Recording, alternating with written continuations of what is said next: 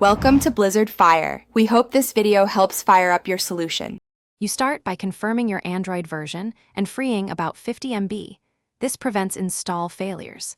Next, download the Disney Emoji keyboard from Google Play or sideload the APK if necessary.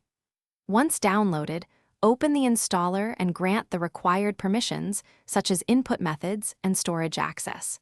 Make sure to enable installation from unknown sources only temporarily if sideloading. This first step gets the app onto your phone and gives it the system permissions it needs to integrate as a selectable keyboard.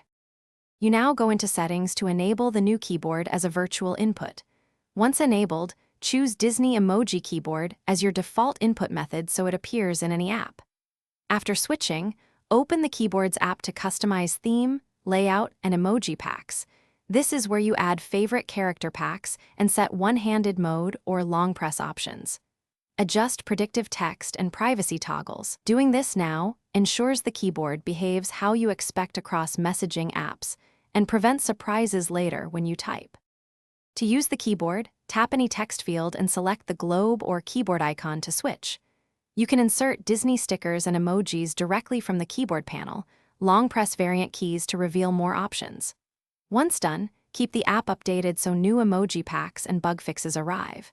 If you encounter lag or missing emojis, clear the app cache, confirm permissions, and re-enable the keyboard in settings. If problems persist, reinstall the app. This usually resolves corrupt files or installation issues. Thanks for watching. If you found this helpful, don't forget to like and subscribe.